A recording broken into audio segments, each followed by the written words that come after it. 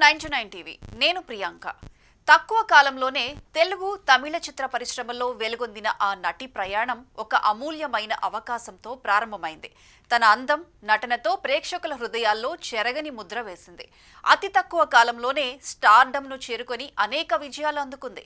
కానీ వెలుగుల వెనుక ఆమె ఎదుర్కొన్న వ్యక్తిగత సమస్యలు అంతర్మదనాలు మాత్రం ఎవరికీ తెలియవు. క్రమంగా ఆమె జీవితం ఒక విషాద దిశలో సాగింది.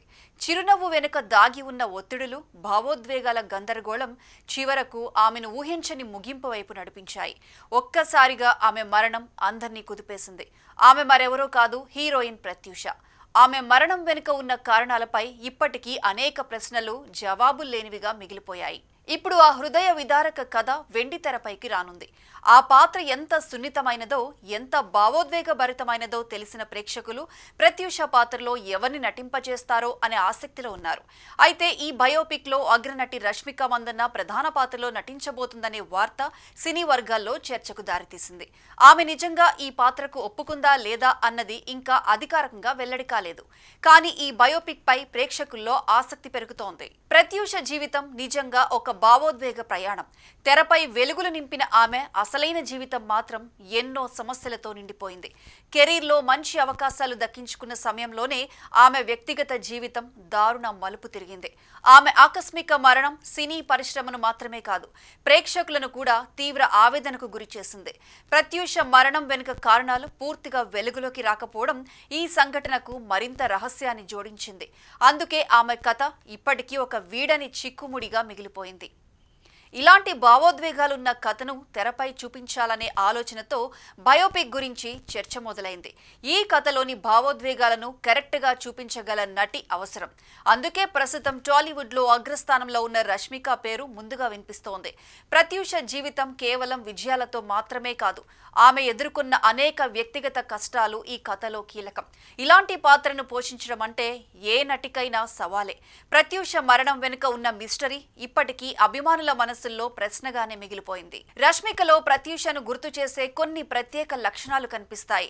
ముఖ్యంగా ఆమె కళ్లల్లో ఉన్న అమాయకమైన చూపు ప్రత్యూషలో ఉన్న భావుకతను గుర్తు చేస్తుంది. ప్రస్తుతం రష్మిక తెలుగు, తమిళం, హిందీ భాషల్లో విభిన్న పాత్రలు చేస్తూ ప్రేక్షకులకు చేరువైంది. భావోద్వేగాలను సహజంగా ఆకర్షణీయంగా చూపించే నైపుణ్యం ఆమె సొంతం. రష్మిక ప్రస్తుతం ఉన్న స్టార్డమ్ కారణంగా ప్రత్యూష బయోపిక్ రూపొందితే అది జాతీయ స్థాయిలో కూడా పెద్ద గుర్తింపు తెచ్చుకునే అవకాశం ఉంది. అయితే ఇలాంటి సున్నితమైన, వివాదాస్పదంగా మారే పాత్రను రష్మిక అంగీకరిస్తుందా అనేది సినీ వర్గాల్లో ఆసక్తి పెంచుతోంది. ప్రత్యూష జీవితంపై సినిమా తీస్తే అది భారతీయ సినిమా రంగంలో ఒక ముఖ్యమైన సినిమాగా నిలుస్తుంది. ఆ పాత్రకు రష్మిక న్యాయం చేస్తే ఆమె కెరీర్ మరింత ఉన్నత స్థాయికి చేరడం ఖాయం. సినిమాల్లో అవకాశాలు దక్కించుకోవడం అంత సులభమైన విషయం కాదు. ముఖ్యంగా నటీనటులుగా ఛాన్సులు రావాలన్నా, అందులో రాణించాలన్నా ఎంతో టాలెంట్, కృషి, పట్టుదల ఉండాలి. వీటన్నింటికీ అదృష్టం కూడా తోడైతే వారి కెరీర్కి తిరుగుండదు. కొందరు చాలా సంవత్సరాలుగా ఇండస్ట్రీలోనే ఉన్నా వారికి అరాకొర అవకాశాలు వస్తుంటాయి. వాటితో తమని తాము నిరూపించుకునే వీలుండదు.